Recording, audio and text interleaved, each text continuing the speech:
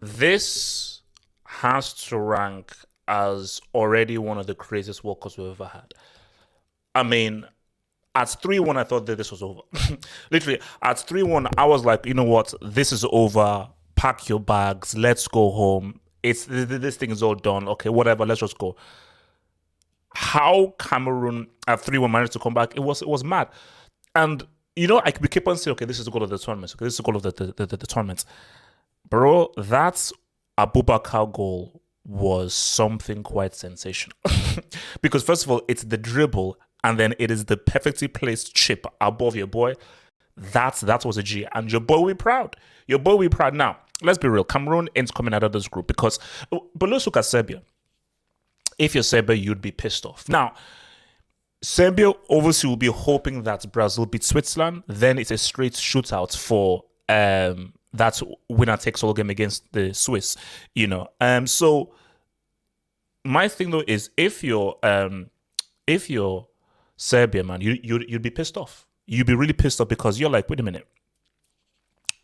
First of all, Mitrovic had missed two great chances in the first half before Cameroon scored.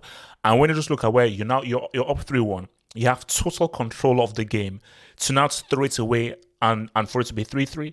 For Serbia, you'd be much more pissed off. I think for Cameroon, look, everyone really much thought that Cameroon would finish bottom and it would be a battle for second between Switzerland and Serbia.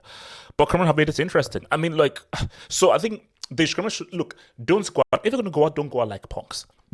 I think for Cameroon, you have to look at that missed chance by Ekambi in the first game against Switzerland and losing that game. Because if they had maybe gotten a draw out of that game, then maybe they could have said, okay, if we're going to get a draw here, maybe. So, but it just makes things very difficult now for Cameroon because, again, you now have to get something against Brazil, which is highly unlikely. Because so what? They now have to beat Brazil in the final game?